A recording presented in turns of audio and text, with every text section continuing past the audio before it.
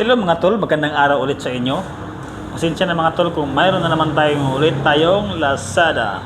Gamit ang ating carving knife ay ihahati natin. At i-slice natin yan. At ang ating parcel na maliit. Ito pala yung in-order ko mga tol na worth of 127. Mini drill na.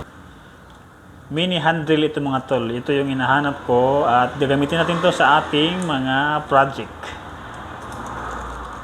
Ang parcel na ito ay mura lang kasi ito mga tol. Pag dito sa Calamba, mura lang to kasi yung shipping fee niya is 38 pesos lang. Samantalang doon sa Mindanao ay nasa 144. Ito yung natin mga tol, na parcel natin na receive ngayon. I-check natin kasi pag mayroon siyang sira, ibaboy natin na siyang ibalik. Oops, parang wala naman siyang sira mga tol. Ito yung mga bit niya. At ito, iikutin mo lang to para makapagbutas ka ng anong gusto mong gawin. Malapit na makumpleto yung aking mga tools mga tol. At pagdating ng araw ay makakagawa na tayo ng mga DIY natin.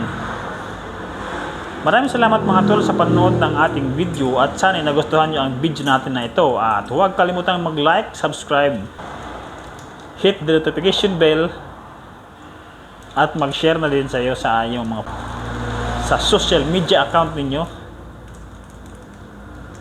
At huwag magkalimutang mag-comment sa baba.